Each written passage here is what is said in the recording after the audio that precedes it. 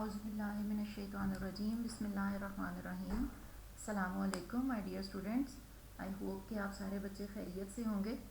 मौसम जो है बेटा चेंज हो रहा है, तो इसके मुताबिक अपनी ड्रेसिंग रखें, अपनी डाइट रखें, ठीक है। अपने आप को जो है वो गर्म रखें, कवर करके रखें। और धूप जब निकलती है तो धूप में भी ज़रूर बैठा करें। और खाने पीने में ऐसी चीज़ें खाएं जो कि मौसम के मुताबिक हो, ठीक है। कोल्ड ड्रिंक्स और आइसक्रीम ये कोई ख़ास फ़ायदा भी नहीं इनका होता, ख़ास तौर पे इस मौसम में इनको आप अवॉइड ही करें तो बेहतर है। इसके अलावा जो है अपनी हाइजीन का ख्याल रखें और औरल हाइजीन का बहुत ज़्यादा ख्याल रखें। ब्रश जो है वो रेगुलरली करें, रात को सोने से पहले और सुबह को नाश्ते के बाद, और गॉगल्स करें, ठीक है। अल्लाह ताला आप सबको अपनी हिफ्ज़ व अमान में रखे। और सबसे बढ़कर ये कि अल्लाह ताला की ज़ात के ऊपर पुख्ता यकीन रखें, उसकी जो है वो ज़ात के साथ अपना ताल्लुक़ कायम करें, ठीक है। कि अल्लाह ताला के साथ अपना जो है ना दोस्ती का ताल्लुक़ कायम करें, अल्लाह ताला से बातें किया करें, अल्लाह ताला से जो है वो खूब राज़ो न्याज़ किया करें। आज एक इम्पॉर्टेंट काम मैंने आप लोगों से ये कहना है कि आप लोग अपने असाइनमेंट ग्रुप्स बना लें। जिस तरह से आपको असाइनमेंट वगैरह दी जाएगी तो फिर वो मैं आपको ग्रुप वाइज डिवाइड किया करूँगी। अच्छा, और उसमें आप लोगों ने ये करना है कि हर ग्रुप में आपने 10 स्टूडेंट्स डाल लें, ठीक है। असाइनमेंट ग्रुप कैसे आप लोगों ने बनाने हैं कि यू विल कीप 10 स्टूडेंट्स पर ग्रुप, और ये मैक्सिमम स्ट्रेंथ है। इससे कम अगर पढ़ते हैं तो कोई बात नहीं, लेकिन इससे ज़्यादा नहीं होने चाहिए एक ग्रुप में। तो आप लोग तकरीबन 80 के करीब स्टूडेंट्स हैं, 80 प्लस हैं। कोई 8 एक ग्रुप आपके बन जाएंगे मेरा ख्याल है। और एक ग्रुप लीडर होगा हर ग्रुप में, 1 ग्रुप लीडर पर ग्रुप। अच्छा, किसको आप ग्रुप लीडर बनाते हैं, कौन कौन आपके ग्रुप में शामिल होता है, ये डिसीजन मैं टोटल आपके ऊपर छोड़ रही हूँ, बिकॉज़ मुझे ये नहीं मालूम है कि आपके लिए किसके साथ कम्युनिकेट करना और रब्ता करना आसान है फ़ोन के ऊपर, ठीक है। और जिसका नंबर आप इजीली जो है वो एक्सेस कर सकती हैं। और हो सकता है कुछ बच्चे एक दूसरे के करीब रहते हों, उनके लिए एक दूसरे के साथ रब्ता करना आसान हो। तो मुझे तो इन बातों का इल्म नहीं है, ये बात आप लोगों को ख़ुद पता है। लिहाजा आप अपने ही उसके साथ जो है ना कॉन्सेंट के साथ अपने ग्रुप्स बनाएं और उसी इत्तेफाक के साथ एक बच्ची को ग्रुप लीडर बना लें। अच्छा, उसके बाद फिर ये होगा कि जो असाइनमेंट मैं आपको दूंगी उसको आप लोग ग्रुप वाइज सॉल्व करेंगे। वो मैं आपको बता दूंगी जब मैं आपको असाइनमेंट दूंगी किस तरह से उसको सॉल्व करना है। और फिर आप लोगों ने सॉल्व करने के बाद उसकी अच्छी सी पिक्चर्स खींच के अपने ग्रुप लीडर को सेंड करनी है, ठीक है। ग्रुप मेंबर्स जो हैं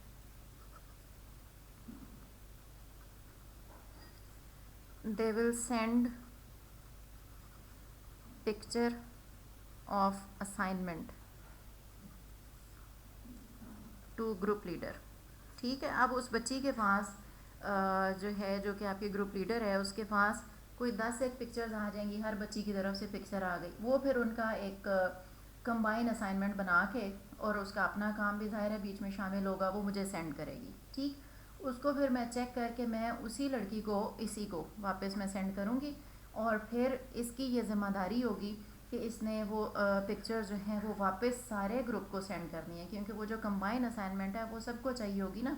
तो वो जो चेक्ड असाइनमेंट है she will send it back, ठीक है। तो इसके ऊपर ज़िम्मेदारी है सबसे पिक्चर्स लेने की, और फिर चेक्ड असाइनमेंट जो है वो ऑन द होल पूरे सब अपने साथ की बच्चियों को वापस करने की, ठीक है। ये बनाकर और आप मुझे मेरे पर्सनल नंबर के ऊपर जो है ना वो मुझे भेज दें कि आपका ग्रुप लीडर कौन है और आपके ग्रुप में बच्चियां कौन कौन सी हैं। इस तरह से आप मुझे मैसेज भेजेंगे कि आपका ग्रुप लीडर, उसका आपने लिखा नेम और उसका आपने लिखा रोल नंबर, ठीक है। फिर उसके बाद नीचे आप लिखेंगे मेंबर्स कौन से वाले हैं, उनके इसी तरह से नेम रोल नंबर जितने भी बच्चे हैं वो सारा आप मुझे डिस्क्राइब कर देंगे। ये एक दफ़ा मेरे पास रिकॉर्ड आ जाएगा तो मैं इन बच्चियों के नाम जो है वो नोट कर लूँगी और फिर इनके साथ कोरेस्पॉन्डेंस रहेगी। तो इस तरह से हमारा काम जो है वो बल्क में कवर होगा, जल्दी कवर होगा इंशाल्लाह। उसके बाद हम लोग आज शुरू करेंगे चैप्टर नंबर 4।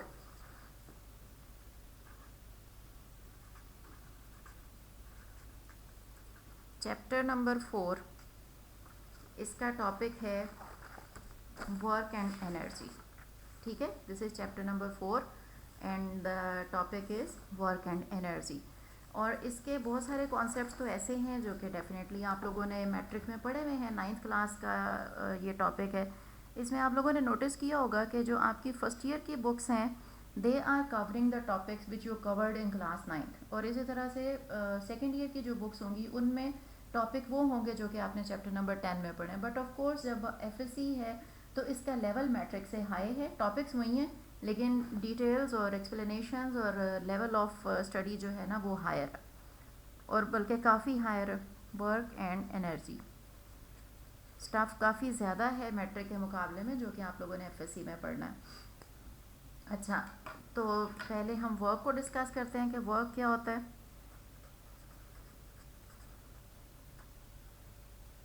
आप लोगों ने ये शुरू से डेफिनेशन पढ़ी है कि work is said to be done if an object cover some distance under the action of a force, तो हम कहते हैं कि ये वर्क हुआ है। ठीक है, और इसका जो सिंबल है हमारे पास दैट इज़ W। एंड पहले आपने छोटी क्लास में पढ़ा कि हम जब फोर्स को डिस्टेंस के साथ या डिस्प्लेसमेंट के साथ मल्टीप्लाई करें तो हमारे पास वर्क आता है। लेकिन अभी आपको इसका थोड़ा सा हम इसमें मज़ीद एक लेवल ऊपर बताएंगे। वो ये है कि आपको पता है कि force and displacement both are vector quantities, ये भी वेक्टर है और ये भी वेक्टर्स है। अब इन दोनों की मल्टीप्लिकेशन हो रही है, दो वेक्टर्स की मल्टीप्लिकेशन। चैप्टर नंबर 2 में आपने ये पढ़ा है कि दो वेक्टर्स जब आपस में मल्टीप्लाई होते हैं there are two different ways of their multiplication. या तो उनकी प्रोडक्ट को हम डॉट प्रोडक्ट कहते हैं या उनकी प्रोडक्ट को हम क्रॉस प्रोडक्ट कहते हैं। तो यहाँ पर कौन सी है, वर्क जो है it is the dot product of force and displacement, right. So work is the dot product of force and displacement. फिर आपको उधर ये पता चला था कि जो डॉट प्रोडक्ट होती है फोर्स एंड डिस्प्लेसमेंट, अगर डॉट प्रोडक्ट दे रहा है हमें तो product itself will be a scalar quantity. Therefore, work is not a vector quantity. Work is a scalar quantity and it is product of two vectors, force and displacement. अच्छा, book वाली definition को भी ज़रा देख लें, और book ने highlighted ही लिखी हुई है बुक वाले ने, ये देखिए। Thus the work done on a body by a constant force is defined, ठीक है, is defined यानी ये क्या है, डेफिनेशन है, as the product of magnitude of the displacement and the component of the force in the direction of the displacement। ठीक है, इसको अब आप लोग इसकी डेफिनेशन के तौर पर लिखिएगा। ये लिखने के बाद ये हो गई इसकी डेफिनेशन, यहाँ पर अपनी बुक में छोटा सा लिख लें कि ये हमारे पास डेफिनेशन है। उसके बाद जो मैंने आपको क्लास में एक बताया था कि जब भी आपने किसी चीज़ की डेफिनेशन लिखनी है तो उसका स्टैंडर्ड SOP आपका लिखने का तरीका क्या होगा कि सबसे ऊपर आपने डेफिनेशन लिखी, उसके बाद आप लिखेंगे कि इसका जो है सिंबल क्या है, फिर आप लिखेंगे इसका रिलेशन क्या है, फिर उसके बाद जो है आप चूँकि रिलेशन जो है ये थोड़ी सी एक्सप्लेनेशन चाहता है तो हम यहाँ पर लिखेंगे F.D जो है ये फिर किसके बराबर होता है, फर्दर F का मैग्नीट्यूड, D का magnitude and cos of theta. Theta यहाँ पर एंगल किस किस के बीच में होगा, between the force and the displacement. ठीक है, इसकी एग्जांपल के लिए आप इस पिक्चर को ज़रा अंडरस्टैंड करें कि अगर एक बॉय इधर को फोर्स लगाकर ये कोई ब्लॉक है, ठीक है, और इसको ये इधर को डिस्प्लेस कर रहा है, तो डिस्प्लेसमेंट वेक्टर हमारे पास ये हो गया, this is the displacement vector and this is the force vector. Now you can see कि there is an angle between the force and the displacement, theta. ठीक है, ये आपको एंगल नज़र आ रहा है। In this case this whole force is not efficient in doing the work. ठीक है, ये पूरे की पूरी फोर्स जो है ये वर्क परफॉर्म करने में ऐसी सूरत में रोल प्ले नहीं करती। कैसी सूरत में, अगर फोर्स और डिस्प्लेसमेंट के बीच में एंगल एग्जिस्ट करता हो। ठीक है, अगर तो हमारे पास फोर्स वेक्टर इधर कोई होता तो फिर हम कहते हैं कि जो वर्क है हमारे पास ये सिंपल F/D है, यानी पूरी की पूरी फोर्स वर्क कर रही है। लेकिन इन दिस केस जबकि फोर्स और डिस्प्लेसमेंट के बीच में एंगल होता है तो फिर हम ये कहते हैं कि this all force is not performing its role in doing the work, बल्कि इस सूरत में हम फोर्स को कंपोनेंट्स में रिजॉल्व करेंगे। ठीक है, कंपोनेंट्स में जब आप रिजॉल्व करते हैं कोई वेक्टर जो आपका एक्स एक्सिस के साथ एंगल थीटा बनाता है तो उसके कंपोनेंट्स आपके पास कैसे बनते हैं, एक कंपोनेंट आपका एक्स एक्सिस के अलॉन्ग बनेगा, ये जो मैंने इसके ऊपर डिफरेंट कलर से लगाया है, एफ कॉज ऑफ थीटा ये कहलाएगा, और एक कंपोनेंट हमारा वर्टिकल हो जाएगा और ये क्या कहलाएगा, ये कहलाएगा F sine of theta. Now this component, vertical component, is totally inefficient in doing the work. It is not playing any role in performing the work. Work perform करने में इस फोर्स का सिर्फ ये वाला कंपोनेंट जो कि along द डिस्प्लेसमेंट है ये रोल परफॉर्म कर रहा है. और आप देखें कि रिलेशन में भी हमारे पास जो है वो किस तरह से हम इसको, ये चूँकि स्केलर क्वांटिटीज़ है, मैं अगर इसको यूँ भी लिख लूँ F cos of theta into D, तो इसमें there is no harm in it, यानी कि फोर्स का ये वाला component F cos of theta, this is the component which is doing the work, F cos of theta और साथ में डी को मल्टीप्लाई करते हैं तो हमारे पास वर्क आ जाता है. ठीक है, so this relation is more general as compare to the relation जो कि आप लोगों ने मैट्रिक में पढ़ा, जिसमें आप सिंपल ये लिखते थे कि वर्क हमारे पास एफ इंटू डी है. ये वाला जो रिलेशन है ये एक ख़ास केस को रेफ़र करता है, वो वाला केस जिसमें आपका अगर इधर को डिस्प्लेसमेंट वेक्टर है तो जो फोर्स वेक्टर है वो भी इधर को ही है. ठीक है, लेकिन the more general thing is force किसी भी डायरेक्शन में हो तो वो जब डिस्प्लेसमेंट देती है ऑब्जेक्ट को तो वर्क होता है, और वर्क का रिलेशन फिर उस सूरत में आपके पास इसके बराबर होता है. ठीक है, अच्छा जी, अब इसमें हम लोगों ने जो है वो क्या करना है कि इसके यूनिट्स देखते हैं. तो एक चीज़ तो ये तय हो गई कि वर्क खुद क्या होगा, work is a scalar quantity, ये वेक्टर नहीं होगा. फिर उसके बाद देखना है कि इसके यूनिट्स क्या हैं. यूनिट्स इसके जो है ना वो फोर्स के यूनिट है हमारे पास न्यूटन, और डिस्प्लेसमेंट के यूनिट हैं मीटर्स. ठीक है, तो न्यूटन मीटर को हम कहते हैं जाउल्स, लिहाजा 1 जाउल किसके बराबर है, 1 न्यूटन एंड 1 मीटर के बराबर है.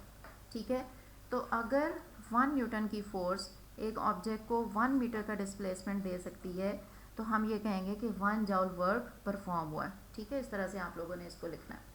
अच्छा, उसके बाद हम लोग देखेंगे कि हम एक ग्राफ भी प्लॉट कर सकते हैं between the force and displacement, और उसका हमें जो है ना वो क्या फ़ायदा होगा.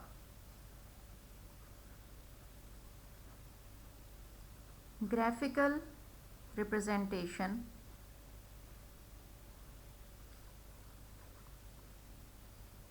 Of work. ठीक है, मोस्टली जब हम फोर्स और डिस्प्लेसमेंट के दरमियान में ग्राफ प्लॉट करते हैं ताकि हम वर्क को अंडरस्टैंड कर सकें, तो डिस्प्लेसमेंट को एक्स एक्सिस के अलॉन्ग ड्रॉ किया जाता है और फोर्स को वर्टिकल एक्सिस के अलॉन्ग ड्रॉ किया जाता है. ये आ गई force.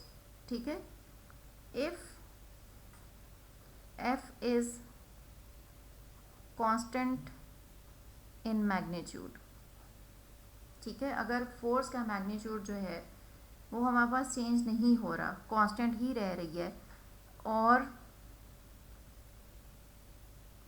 Theta is equal to 0 degree, यानी ये वाला जो केस था जिसमें फोर्स और डिस्प्लेसमेंट एक ही डायरेक्शन के अलॉन्ग है, तो हमारे पास जो इसका ग्राफ आएगा वो एक हॉरिजॉन्टल लाइन की शक्ल में आएगा. ठीक है, ये इसका ग्राफ है, ये वाली जो लाइन. ठीक है, कि जितनी भी ये फोर्स है इसने ऑब्जेक्ट को यहाँ से लेकर यहाँ तक डिस्प्लेस किया, तो ये हमारे पास क्या आ गया, ये आ गया है वर्क. ठीक है, this line is representing the work which is being done by this force. अच्छा, और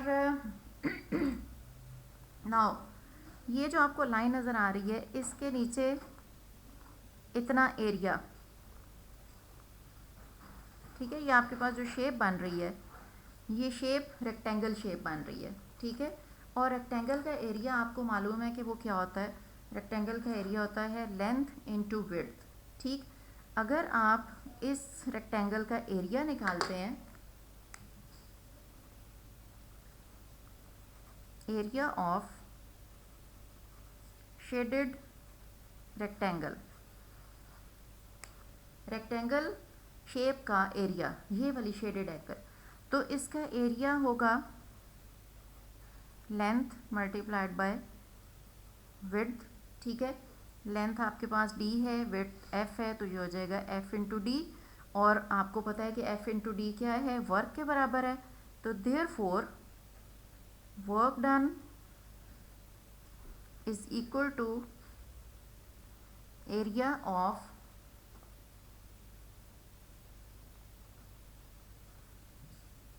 reason under the force displacement curve. कि ये जो हमारे पास फोर्स डिस्प्लेसमेंट की कर्व आई है, कर्व अगरचे स्ट्रेट है लेकिन इसको कर्व ही कहते हैं ना ग्राफ को, तो इसके नीचे जितना हमारे पास रीजन है उसका एरिया हमारे पास वर्क को भी रिप्रेजेंट करेगा। ठीक है, देयरफॉर जो हमारे पास फोर्स डिस्प्लेसमेंट कर्व के नीचे जितनी जगह होती है वो किसके बराबर होती है, वो वर्क के बराबर होती है। अच्छा, फिर यहाँ पर हमने क्या देखा था कि वर्क के लिए हमें एफ कॉस ऑफ थीटा, अगर हमारे पास जो है वो फोर्स और डिस्प्लेसमेंट के बीच में एंगल ज़ीरो ना हो, ठीक है, which is the more general case के कोई सा एंगल थीटा है, तो फिर हम यहाँ पर एफ नहीं प्लॉट करेंगे बल्कि हम F cos of theta plot करेंगे, क्योंकि एफ कॉस थीटा उस सूरत में इफेक्टिव कंपोनेंट होगा जो कि वर्क परफॉर्म करता है।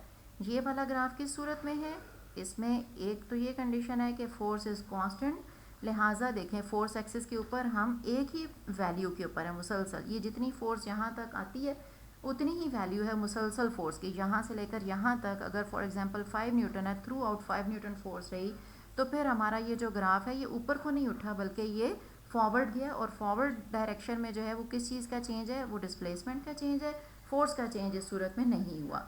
दूसरी बात ये है कि the angle between the force and the displacement is 0 degree, तो लिहाजा पूरी की पूरी फोर्स हम यहाँ पर प्लॉट कर सकते हैं।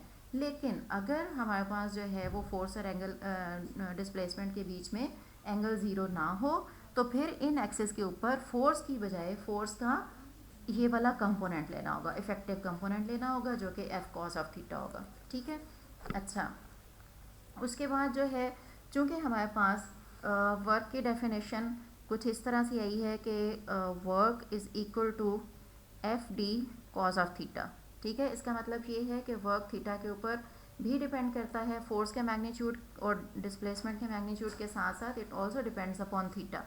अब इस सूरत में हमारे पास क्या क्या ऑब्जर्वेशंस आई हैं। नंबर 1 के work is a scalar quantity, dot product है तो डॉट प्रोडक्ट दो चीज़ों की जो है वो बजाते खुद क्या होती है, वो स्केलर क्वांटिटी होती है।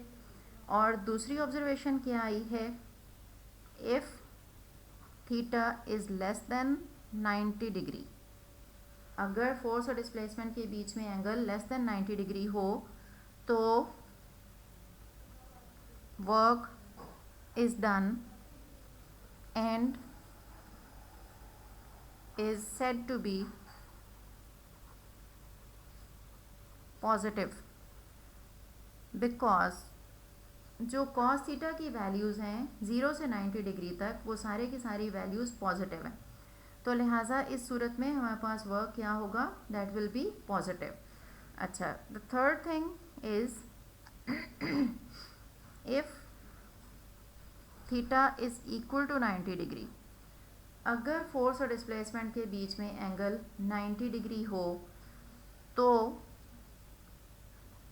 वर्क इज़ इक्वल टू 0, क्योंकि कॉस 90 ज़ीरो होता है, तो उस सूरत में वर्क डन नहीं होगा, नो वर्क इज डन। ठीक है, the fourth thing is if theta is greater than 90 degree, ठीक है, तो फिर हमारे पास जो है कॉस थीटा की वैल्यूज नेगेटिव हो जाएंगी and the work is said to be negative, होगा लेकिन नेगेटिव होगा।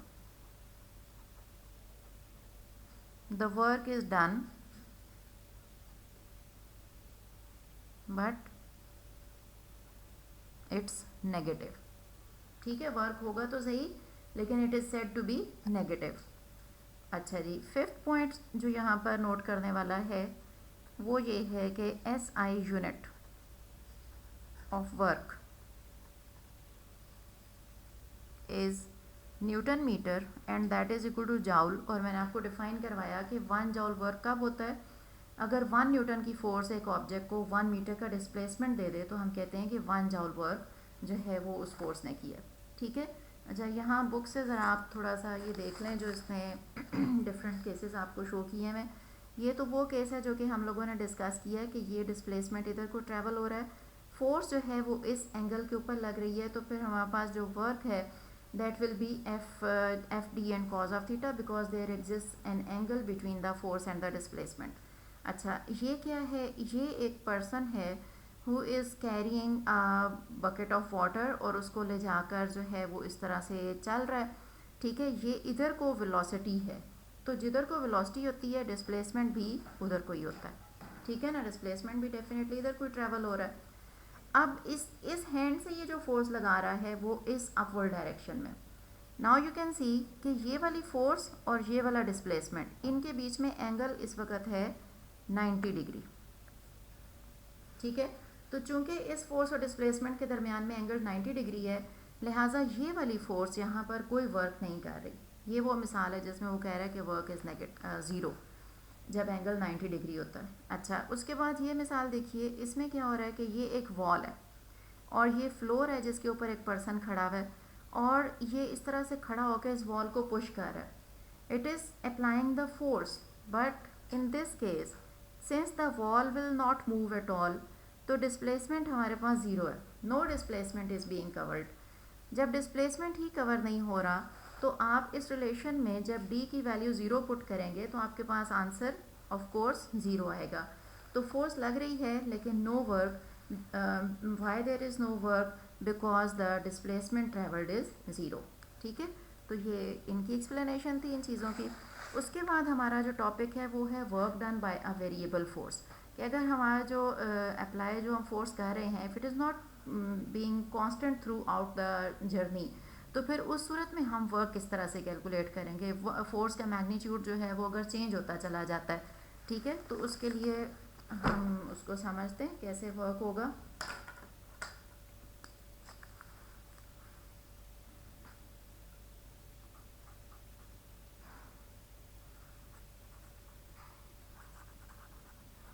Work done by a variable force. Variable किस चीज़ को कहते हैं?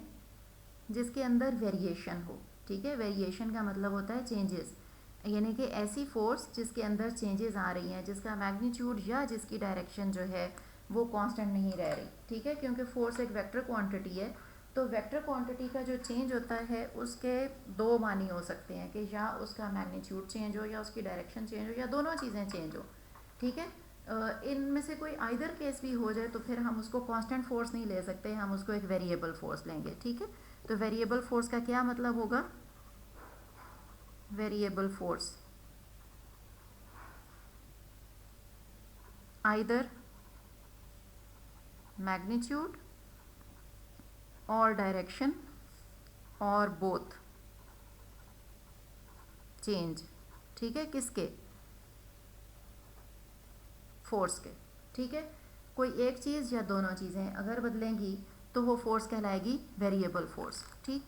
तो इसको हम जब इसका मैथमेटिक्स किस तरह से करेंगे, इसके लिए आप एक एग्जांपल ले लें कि एक ऑब्जेक्ट को हमने शिफ्ट करना है ए पॉइंट से बी पॉइंट तक। ये पॉइंट ए है और ये है हमारे पास पॉइंट बी, और ये वाला पाथ है जो कि हमने फॉलो करना, ठीक है। और इसके ऊपर जो फोर्स लगती है यहाँ से यहाँ तक जाने में, वो थ्रू आउट एक जैसे मैग्नीट्यूड की नहीं लगती। अब इस सूरत में फिर वर्क किस तरह से कैलकुलेट किया जाएगा? इट विल रिलेशन तो वही है हमारे पास कि W is equal to F dot D, ठीक है। आप टोटल डिस्प्लेसमेंट भी कैलकुलेट कर सकते हैं कि कितना डिस्प्लेसमेंट, लेकिन फोर्स का कौन सा आप मैग्नीट्यूड लगाएंगे या कौन सी डायरेक्शन लगाएंगे, बिकॉज वो थ्रू आउट उसमें चेंजेस आ रहे हैं। तो इसका फिर तरीक़ेकार ये होता है कि हम इस पूरे पाथ को छोटे छोटे से स्टेप्स में डिवाइड करते हैं, ठीक है। हम इसको स्मॉल इंटरवल्स में इस तरह से डिवाइड कर देते हैं, यूँ। ये जो मैंने कट्स लगाए हैं ये हम इसके इंटरवल्स या स्मॉल स्टेप्स ले रहे हैं, ठीक है। और स्टेप्स हमने किस बुनियाद के ऊपर बनाए हैं? इन बेसिस पर बनाए हैं कि एक स्टेप के दौरान फोर्स का मैग्नीट्यूड और डायरेक्शन हम उसको ऑलमोस्ट कांस्टेंट ले सकते हैं, और उसकी वैल्यू वो है जो कि इस स्टेप के दरमियान में उसकी रही तो वही वैल्यू फिर हम इस स्टेप में थ्रू आउट उसकी लगाएंगे। फॉर एग्जांपल यहाँ पर ये हमारे पास फोर्स वेक्टर था, इसका F1 वैल्यू और जो एंगल था इसका उसको हमने कहा θ1, ठीक है। फिर उसके बाद ये हमारे पास स्टेप नंबर 2 है, तो फोर्स हमारे पास इस तरह से उसकी डायरेक्शन अब हो गई और इसके एंगल को हमने कहा है θ2, ठीक है।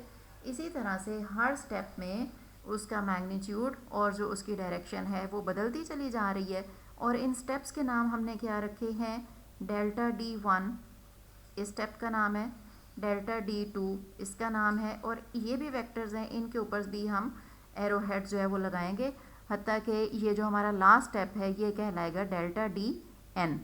और इस स्टेप के ऊपर जो फोर्स का मैग्नीट्यूड हम लेंगे उसको हम लेंगे FN, ठीक है। यहाँ पर भी हम एक फोर्स का वेक्टर शो कर देते हैं और इसका FN और साथ में इसका जो एंगल है दैट इज़ θN, ठीक है। अब वर्क की कैलकुलेशन इस तरह से करनी है हमने कि हम इसमें जो है ना हर स्टेप का अलग अलग वर्क कैलकुलेट करेंगे, ठीक है। हम लिखेंगे work done in moving through delta D1, ठीक है। जब आपने सिर्फ ये वाला डिस्प्लेसमेंट जो डेल्टा D1 का है वो ट्रेवल करना है उसको हम कहेंगे डेल्टा W1 और वो हमारे पास क्या होगा F1 डॉट डेल्टा D1, इन दोनों का वेक्टर प्रोडक्ट डॉट प्रोडक्ट होगा और this will be equal to F1 delta D1 के मैग्नीट्यूड्स एंड कॉज ऑफ θ1। फिर आप लिखेंगे work done in going through delta D2, ठीक है। जब आप उस डिस्प्लेसमेंट को ट्रैवल करते हैं उस वर्क को हम कहते हैं delta W2 and that is equal to F2 dot delta D2 and that is equal to F2 delta D2 cos of θ2।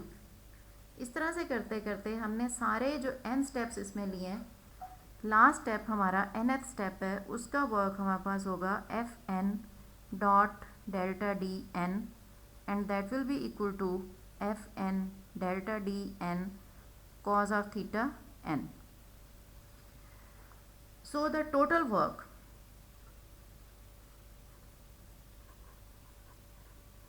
in going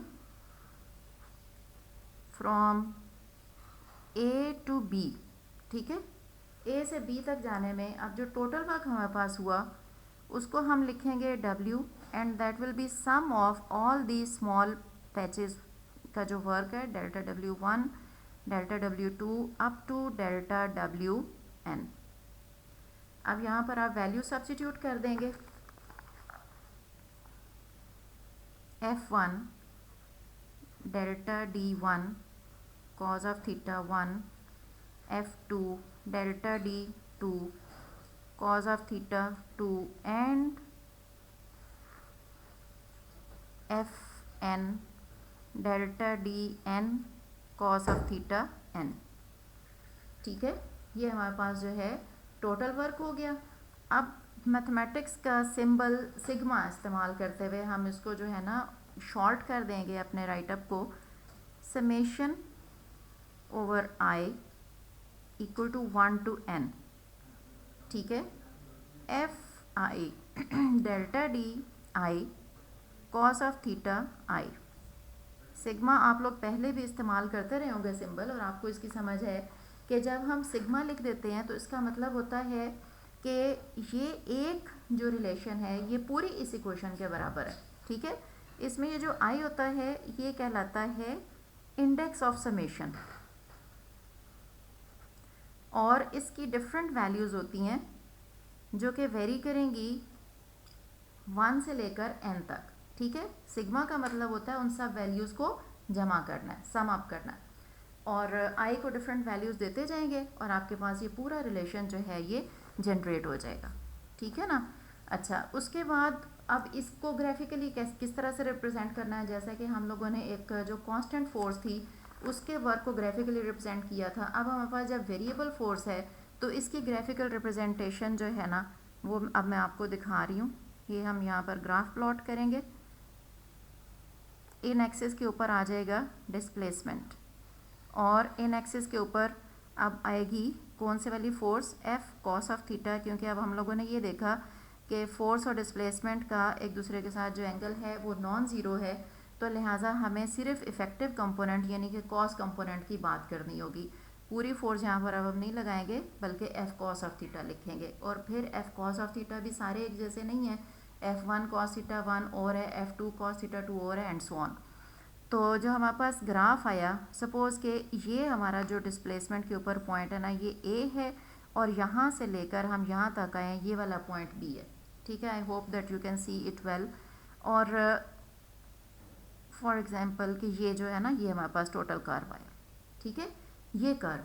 अब इस जिस तरह से पहली वाले जो कर्व था उसके नीचे जो एरिया था वो हमें वर्क देता था, बिल्कुल इसी तरह से इसके नीचे भी जितना एरिया है ये हमें वर्क दे रहा है, ठीक है। Area under the curve, area under force displacement curve, और बेशक यहाँ पे एफ कॉस थीटा लिख लें, ठीक है। Force displacement curve is equal to the work done.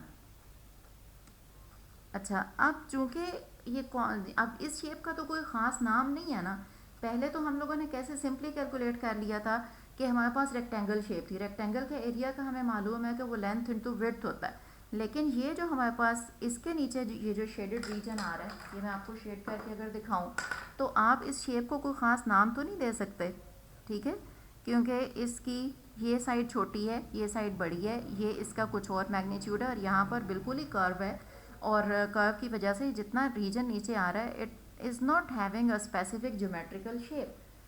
अब इसके लिए अगर आपने using the graph work calculate करना है तो फिर हम दोबारा इसको भी पैचेस में डिवाइड कर लेंगे, ठीक है। ये जो हमारे पास पैचेस ऊपर बने थे उसी के हिसाब से हम इसके ऐसे ये छोटे छोटे से पैचेस बनाएंगे और वो इस तरह से होंगे कि उनमें से हर पैच तकरीबन एक रेक्टेंगल की शेप जो है वो रखता होगा, ठीक है। अब ये देखिए, जैसे ये आपके पास जो आ रहा है रीजन, ठीक है, इसमें ये ऊपर थोड़ा सा रह गया ना अब कर्व, ठीक है, तो उसको हम ऑलमोस्ट फ्लैट कंसिडर कर सकते हैं। ये वाला रीजन देखें, ठीक है, इसमें आप ये देखें कि ये थोड़ा सा यहाँ पे ये इतना हल्का सा फ़र्क है। यहाँ पर अगर आप देखती हैं तो ये इतना सा अगर इसमें और डालें तो ये पूरी रेक्टेंगल बन जाती है, ठीक है। इसी तरह से इसको देखें, ये बस, तो बहुत हद तक जो है हमारा मसला हल हो जाएगा।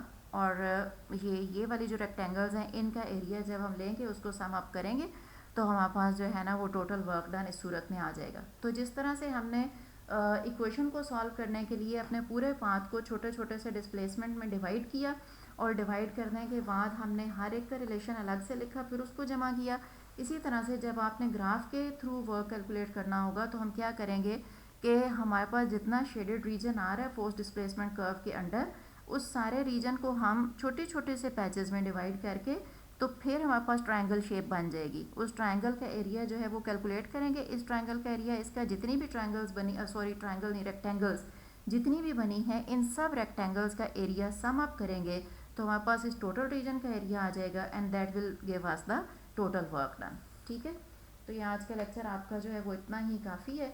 इसको ध्यान से पढ़ें और इसको जो है वो लिख के बेशक आप मुझे सेंड करें और ग्रुप्स बना के मुझे आप लोग एज़ सून एज़ पॉसिबल आप मुझे काम भेज दें। अस्सलामु अलैकुम। अच्छा, ग्रुप में जो आप लोगों ने काम भेजना है वो भी मैं आपको बताऊंगी, ठीक है। अभी मुझे आप सिर्फ ग्रुप फॉर्मेशन सेंड करें कि ये ग्रुप, इसकी ये ग्रुप लीडर है और इसके ये मेंबर्स हैं। अस्सलामु अलैकुम।